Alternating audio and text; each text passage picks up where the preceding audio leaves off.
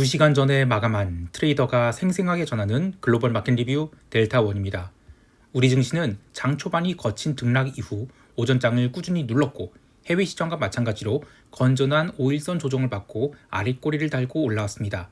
해외 시장 동안 유럽이 반등을 한 가운데 미국은 나스닥 중심으로 또 조정이 나왔습니다.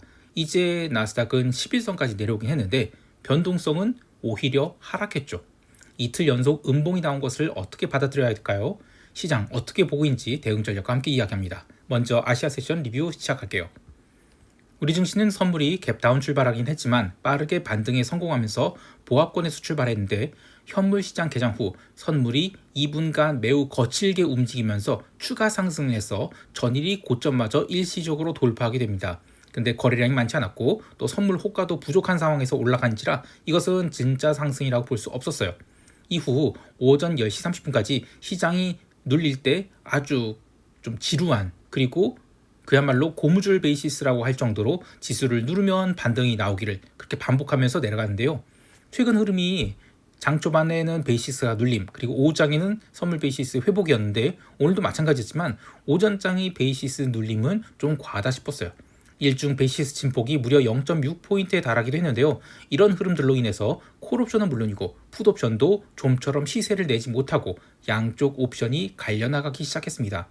매도를 하고 싶어도 반발이 강하게 들어오고 그렇다고 해서 추세로 매수가 들어오지도 못하는 베이시스만 들쭉날쭉한 시장이었죠. 그러다가 오전 10시 30분 시장이 그동안 버티던 480선을 깨고 내려가기 시작하자 의미 있는 조정이 시작되었는데요. 이때 하락을 주도한 것은 선물 시장에서의 외국인 매도가 아니었습니다. 외국인들은 지수 상승에도 파상 시장에서 따라가지 않았지만 지수 하락에도 적극적인 델타 헤지를 하지 않았는데요. 가장 큰 이유는 지금 주가가 내리는 것이 평균 회귀이기 때문에 굳이 헤지를 할 필요가 없는 것이죠. 전일 종가 기준 483선에서 477포인트까지 6포인트가 오전장 내내 내린 것을 감안하면 변동성이 살아날 법도 하지만 지수 하락에도 변동성이 얼마 살아나지 않았고요. 오후의 반등에 변동성은 더욱 크게 죽어나가게 됩니다. 선물 비결제 약정도 얼마 늘어난 게 없죠. 그래도 굳이 특이한 점이 있다라고 하면 오늘의 시장 하락은 외국인들이 SK하이닉스에 대해서 2,800억이라는 현물 매도를 집행한 것이 시장 조정이 이유라고 볼 수 있겠어요. 그런데 반도체 전체에 대한 매도가 아니에요. 삼성전자는 700억 정도 매수를 했죠.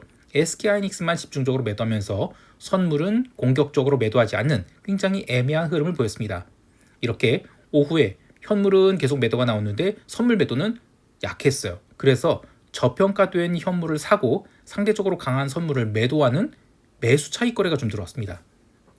시장이 12시 30분경 477포인트에서 더 이상 빠지지 않고 반등하기 시작하면서 선물 미결제 약정은 장중 증가분이 모두 빠져나갔는데요.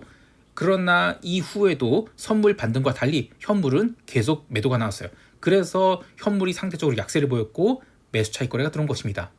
어쨌든 선물 시장을 잘 보면 오전 10시 30분 이후에 하락을 따라 들어간 선물 매도가 오후 반등에 다시 빠져나갔을 뿐 신규로 5일선에서 매수가 들어오거나 한 것은 아니었어요. 우리 시장에 적극적인 방향성 거래자들이 없는 가운데 기술적으로 중요한 자리에서 지금 시장이 반등을 했는데 하락이 나올 때는 저항이 커요. 그러나 반등에는 저항이 작고 오후장이 그래서 480선을 굉장히 쉽게 넘어갔다 이렇게 보고 있습니다. 옵션 시장에서는 마켓메이커들이 콜 클래스의 내가격 옵션을 계속 환매를 했지만 상단 배리어 490을 풀진 않았고요. 오히려 더 강화했습니다. 그리고 하단 배리어 동안 지수가 내리던 말던 관계없이 465선 이하로 하락한 것은 없다. 폭락 같은 거 없다. 이렇게 보고 풋 미결제 약정도 크게 늘렸어요. 오전 10시 30분 이후 시장이 눌릴 때 변동성이 잠깐 살아나긴 했지만 12시 30분 이후 선물 미결제 약정이 빠져나갈 때 장중 상승했던 변동성은 모두 눌려버렸습니다. 해외 시장의 움직임이 어떻게 나오든 우리 증시만큼은 크게 뺄 생각이 전혀 없다라는 의미가 되겠어요. 참고로 이번 10월물 먼슬리 옵션은 옵션 만기가 다음 주예요. 그런 것 치고는 양 옵션 가격이 너무너무 비쌉니다. 시장이 하락을 본다 해도 지금 풋옵션 매수를 할 때가 아니라는 것입니다. 굳이 한다면 490 이상은 가기가 어렵다고 보고 콜옵션 매도를 늘렸다 줄였다 그 정도가 유효할 것 같습니다. 자, 이제 유럽 세션으로 넘어갈게요. 유럽 증시는 매우 좁은 박스 내에서 움직였습니다. 하루 종일 횡보하다가 미국 세션 들어서 독일 증시 중심으로 반등이 나오긴 했는데 전체 시장이 가는 흐름은 아니었어요. 시장의 움직임은 방산업체가 주도했죠. 라인메탈은 다시 역사적 고점을 종가상으로 넘어섰는데요. 별일 없다면 분기 말 끝까지 상승을 할 것으로 보고 있습니다. 유럽 방산 주식이 강세 배경에 대해서 우크라이나가 휴전 협상은 사실상 집어치우고 항전 의지를 다졌기 때문이다. 이렇게 얘기하는데 트럼프가 트루스 소셜에서 젤렌스키를 만난 결과에 대해서 긍정적인 평가를 한 것도 이유다. 뭐 이렇게 얘기가 있어요. 근데 트레이더의 관점에서 보면 그냥 3분기 마감을 앞두고 방산 같은 올해의 주도주에 드레싱이 들어오기 시작한 게 아닌가 생각하고 있습니다. 채권 시장은 오늘도 매우 지루한 횡보를 보였습니다. 전일 미국 장기채가 살짝 올랐던 것을 오늘 다 반납해 주었는데 문제는 단기물이에요. 2년 국채 같은 미국 단기 채권이 살짝 밀리고 있는데 뭐 강하게 밀리는 것은 아니지만 분기 말 매수세가 아직은 보이지 않아요. 그에 비하면 유로존 채권은 미국 국채보다 더 심한 박스 내에서 거래 없이 갇혀 있습니다. 채권 변동성인 무브 인덱스는 여전히 변화가 없고 오늘 채권 시장보다는 통화 시장에서 더 큰 변화가 있었죠.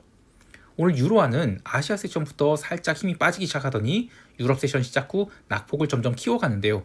뉴스플로우로는 독일이 IFO 기업환경지수가 나쁘게 나왔다 이러면서 유로화가 내렸다라고 하지만 9월 마감을 앞두고 유로화가 또 눌리면서 지금 9월 월봉 시가선까지 내려버렸어요. 대부분이 비달러 박스가 다시 박스 중심으로 회귀한 것과 같은 움직임인데요. 유로화만 아니라 엔화, 파운드 등 대부분이 비달러들이 아시아 세션과 유럽 세션에서 하락을 하고 미국 세션 들어서는 오히려 하락을 멈추었습니다. 달러 인덱스도 3분기 중심자리까지 올라왔는데요. 분기 말까지는 대부분이 자산 시장들이 이렇게 방향성을 찾지 못한 채 제자리로 오려는 것 같습니다. 한편 상품 시장에서는 드디어 금 가격이 눌림이 나오는데요. 아시아 세션이나 유럽 세션에서는 별다른 방향성 보이지 못했지만 미국 세션에서 금 가격이 눌려서 마감했죠. 그런데 현재의 금 가격 상승은 미국이 주도한 게 아니라 아시아와 유럽 투자자들이 주도하고 있는 것을 보기 때문에 미국 세션에서의 금이 눌리는 것은 추세적 하락의 출발과는 관계가 없는 일봉상 그냥 이격 조정 정도에 불과하다라고 보고 있어요. 기름은 어제 이어서 또 강한 반등을 했는데요. 다른 자산들과 마찬가지로 지금 9월 한 달 내내 62달러에서 65달러 박스 내에서 오갔던 것을 9월 월봉 마감을 앞두고 다시 9월 1일이 가격대로 올라온 정도이지 뭐 박스 상단을 뚫고 올라갈 힘은 없었습니다. 참고로 어제는 원유 재고 발표가 감소한 것으로 발표됐는데 그 전에 유가가 다 올랐어요. 그래서 재고 발표 이후의 상승분은 1달러도 채 되지 않았습니다.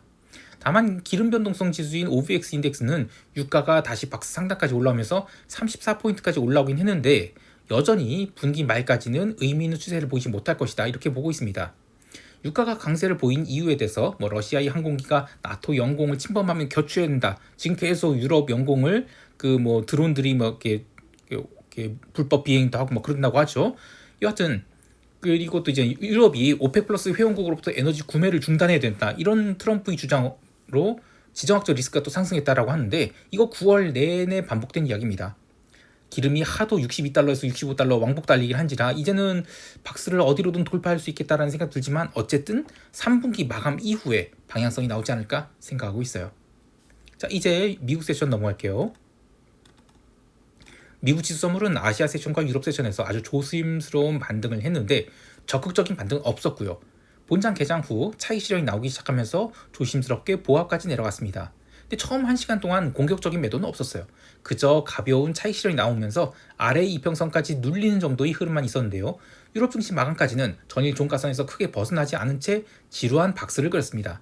그러다가 유럽 마감 후 시장이 밀리기 시작했는데 딱 40분만 밀린 겁니다. 나스닥이 24,627포인트 찍게 되죠. 이게 정확히 11선이에요. 찍고 바로 반등하더니 더 이상 밀리지 않고 작은 저점만 높여서 작은 음봉으로 마감하게 됩니다. 나스닥 외에도 러셀도 다우도 이때의 하락이 전부예요. 하락폭 자체도 얼마 되지 않지만 이후 변동성이 빠르게 하락하면서 S&P 변동성은 17포인트 후반까지 밀리게 됩니다. 즉 오늘 이틀 연속 음봉이 나왔다고 하지만 그냥 자연스러운 기술적 조정이었다 이렇게 볼 수 있는 거예요. 물론 개별 종목의 움직임은 그리 좋지 않았습니다. 테슬라가 연일 강세를 보이고 있지만 최근 강세를 보였던 마이크론 눌렸고 애플 눌렸고 엔비디아도 눌렸죠. 더 이상 콜옵션 매수의 약발이 안 듣는 것으로 볼 수 있는데요. 이번 옵션 만기 이후 델타 헤지를 위한 현물 매수분이 빠르게 정리되고 있지는 않아요. 그러나 그럴수록 새로운 콜옵션 매수가 들어오면 추가로 델타 헤지를 할 필요가 없죠. 그러면 시장이 줄줄 흘러내리면서도 변동성도 함께 눌리게 된다라고 볼 수 있어요. 시장이 하락 전환되었다라는 의미가 아니라 상승의 힘이 벌어지고 있다 이렇게 봐야 되는데, 기술적으로 보면 테슬라를 제외하고 이제 대부분의 시총상위 종목들이 사실상 상승을 마무리하고 있다라고 보고 있어요. 엊그제 엔비디아가 오픈 AI에 출자하겠다는 것이 일종의 순환 참조, 순환 투자 이런 그 부정적 관점이 생기면서 상승분을 다 되돌려주고 있죠. 이제 시장에 좀 약발이 안 먹히는 것 같아요. 그래도 아직도 변동성이 높기 때문에 좀 더 변동성 다이어트가 되어야 하락전이 나오지 않을까 하는데, 지수의 절대 수치에서 투자자들이 부담스러운 것은 맞아요. 그런데 변동성 상승을 동반하는 하락은 아직은 나오고 있지 않고 있다. 이게 핵심입니다. 이것은 지난 만기까지 상승 에너지가 소멸되는 정도이지 신규 매도가 쌓이고 있다는 의미는 아니다. 이렇게 볼 수 있겠습니다. 미국 증시 움직임을 정리해보면 그냥 기술적 조정이 하루 더 이어졌다라고 보고 하락 전환은 아니다. 그리고 시장에 별다른 재료 없었고 지수 하락에도 변동성은 눌렸다. 이렇게 정리할게요. 이제 시장 총평하면서 대응 전략 이야기합니다. 우리 증시는 5일선 조정을 음봉으로 마감하지 않고 아래 꼬리만 닫고 대부분 끌어올린 채 마감했죠. 그래서 이틀 연속 미국 증시가 조정을 보인 것에 대해서 피로를 느낄 것으로 봅니다. 하지만 목요일은 위클리 옵션 만기, 그리고 위클리 옵션도 매우 비싸지만 지금 옵션 만기가 일주일밖에 남지 않은 먼슬리 옵션 또한 매우 비싼 상태예요. 이렇게 되면 지수가 하락해도 어쩔 수 없이 477선을 다시 볼 수 있겠는데, 최대 하락한다 하더라도 473선까지만 보고 있고요. 전반적인 흐름은 그냥 장중 계속 박스를 만들 것으로 보고 있어요. 이렇게 한쪽 옵션을 충분히 다이어트 시킨 뒤 옵션을 살렸다가 횡보시키고 또 반대편 옵션을 다이어트 시킨, 그래서 일중 흐름을 보면 위클리 옵션은 여러 번 배수가 나타나긴 하겠지만 장 마감 무렵에는 그냥 전일이 종가선에서 크게 차이 나지 않는 굉장히 지루한 박스장이 될 것이다. 이렇게 보고 있어요. 현물하는 입장에서는 굳이 미국 시장이 이틀 연속 하락했다고 해서 롱 포지션 정리할 필요 없다고 보고 있습니다. 문제는 해외 시장이 사흘 연속 하락을 하게 될 경우인데, 미국 증시가 이틀간의 조정으로 주봉 윗꼬리를 만들고 작은 음봉 만들고 있죠. 목요일에도 무게 있는 경제 지표 없고요. 굳이 보면 금요일이 PC 물가 지표가 있는데 연준이 보고 있는 것은 물가보다는 고용 쪽이도, 그래서 지금 이것 또한 시장에 별다른 영향 안 줄 것 같아요. 그러나 사흘 연속 하락이 나올 경우 미국 지수 선물은 어쩔 수 없는 언더슈팅을 줄 수 있다라고 보는데, 언더슈팅이 나온다 하더라도 그 폭 자체는 얼마 되지 않고 종가상으로는 다시 보합까지 올라올 가능성이 훨씬 높다라고 보고 있어요. 그래서 미국 증시에 대해서도 아직은 숏마인드 가질 필요 없다라고 보고, 굳이 델타 숏을 보려 한다면 약세 풋 스프레드 잡는 정도가 좋겠어요. 참고로 지수가 내려가게 되면 미국 지수 옵션은 풋 옵션이 살아나는 게 아니라 그냥 콜 가격만 계속 빠질 것 같아요. 그동안 지수가 한참 올라와 있었기 때문에 지수가 내려갈 때에는 마켓 메이커들이 굳이 델타 헤지를 할 필요가 없죠. 그러면 지수가 내려갈 때 옵션 가격이 둘 다 찌그러지게 됩니다. 게다가 목요일 미국 증시가 장중 조정받고 아랫꼬리 만들고 나서 다시 5일선이나 11선 이렇게 다 올라오게 된다. 그러면 양 옵션 가격이 크게 눌리게 되죠. 옵션 만기 이후 처음 있는 양 옵션 다이어트가 시작되고 있기 때문에 지금 옵션, 특히 풋 옵션 매수는 아니라고 보고 있습니다.